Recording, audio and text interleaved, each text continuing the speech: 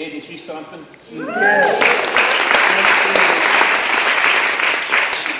Last week she celebrated 36 years with her first husband.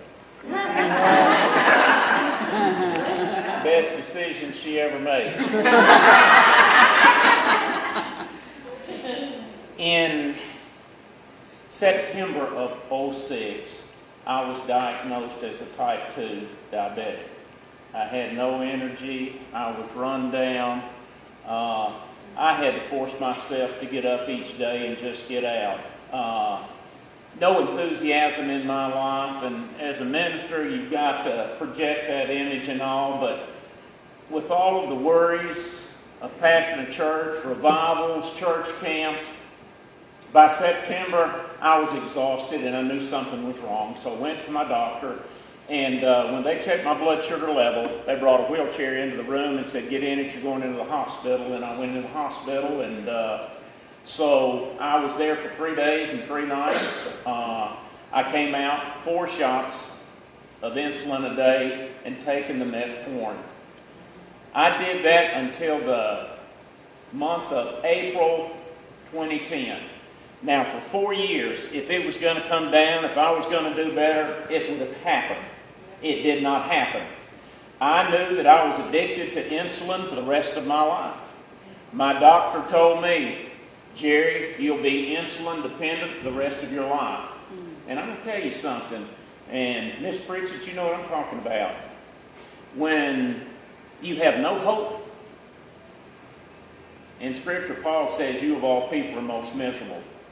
I encounter a lot of people because of weight, diabetes, neuropathy.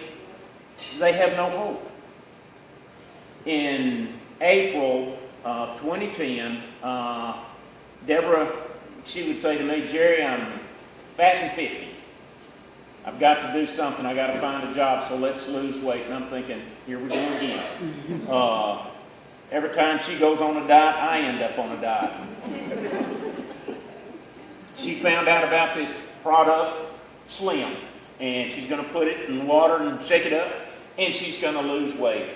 And I'm thinking, we can get some real estate in the middle of the ocean and sell house or something. And I went to tell her, we can't afford that, not on a minister's salary in a small community.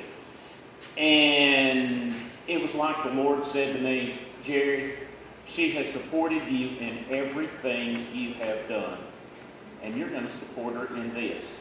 And so I got to thinking, well, it's supposed to be good for blood sugar, so let's go ahead and let's do it then. So I told Deborah, yeah, let's take it, and I'll take it right along with you. And when we decided to take it, I'm like this. Whether it's your faith walk or whatever, start out like you can hold out. Deborah mentioned to you that I use the word PACE, P-A-C-E. I think whatever you attempt in life, you need to set a pace. A pace is a steady progression forward. P stands for Plexus Slim. A, appetite. C, getting control of your life. E, exercise. I do that every day. I take my Plexus Slim, I watch my appetite, I'm in control of my life. This morning I walked for 5 miles. Takes me about an hour and 15 minutes. And that combination I started seeing my blood sugar numbers drop. And I'm thinking, hey, wait a minute. This Plexus Slim, it's helping me to lose weight. My blood sugar's coming down. Nobody mentions it, but I'll tell you, since I started drinking Slim, I sleep better at night. I sleep much more sound than I did before. And over a 6-month period in 2010, my blood sugar came down, and my doctor, she said, "Jerry, you got to be careful here. For some reason, your blood sugar's coming down." And I thought, yeah, I know why my blood sugar's coming down. I'm taking Slim. And she says, "Well, you need to adjust your insulin." Over a 6-month period, I got off my shots completely. I haven't had any insulin since the fall of 2010. I tell you, insulin the longer you're on it, the more you're going to have because you build a resistance to it. And that stuff can be hard on your kidneys as well. I feel great. My kidney function is where it's supposed to be. And I got all kinds of energy. And I lost 43 pounds. And I feel great. I was going to also tell you about the fast relief, the nerve wellness. Now, I'm going to say this to you. I don't do anything without my doctor telling me that they're in agreement with me. I show them everything I take, and when they say, Jerry, you can do that, so I stay under the advice of my doctor. And where I was going to a doctor once a month and then every 3 months, I don't go but once every 6 months, and if things keep going like it is, she said, I'll see you once a year again. But the Plexus product, I mean, it gave me more than hope. It got me off of insulin, and it turned my life around, and I'm not a couch potato anymore. But because of diabetes, I had lost sensation in part of my hand and part of my leg, and I had neuropathy in my feet, or I would have these shooting pains. It was the equivalent of somebody taking a ice pick and just sticking it in your foot. And you'd get 5, maybe 10, 15, just pow, pow, and it's very painful. And it's very distracting when you're in the pulpit and it happens. But this nerve health, it was given to me by our international president, Alfred Patterson, and it was because I have what's called central tremors. The synaptic glands in my nervous system are overactive, and so you see people that's shaking or trembling. It very well could be that they have the overactive nerve system. That's what I had.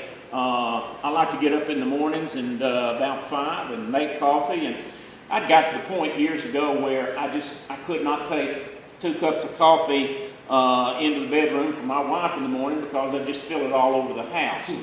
Well, Alfred, he sent me some of this stuff. It was a year ago, the 1st of June. He said, Jerry, I want you to start taking it. Now, healing nerves that are damaged takes time. Again, set a pace. When I started taking this, I said, I'll go 18 months, and at the end of 18 months, by that time, I will have made a decision whether I will continue on it or not. So I started taking it. Well, after about a year, I got up one morning, and I'm going into the bedroom, and I stopped and thinking, uh-oh, I've got 2 cups of coffee, 1 in each hand.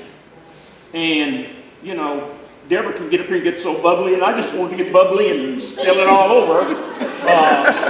But I can't tell you how excited I was that we sat down and drank a cup of coffee together. I brought 2 cups in there. And so I'm not where I'm supposed to be, but you don't see this now.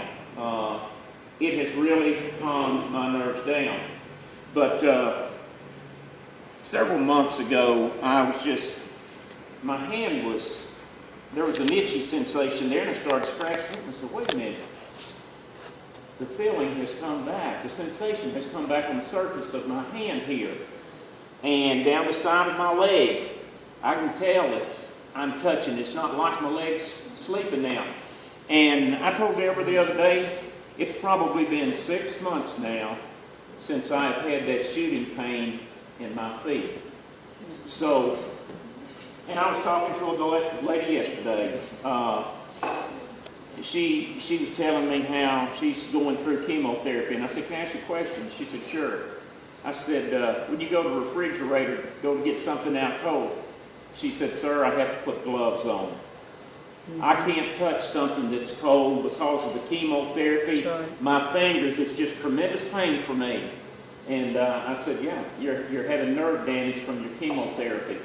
If I was going through chemotherapy, if I was diagnosed as a type 2 diabetic, I would get on this right here immediately to mitigate as much as I could the nerve damage that those conditions can cause you. But anyway, I'm going to conclude with this.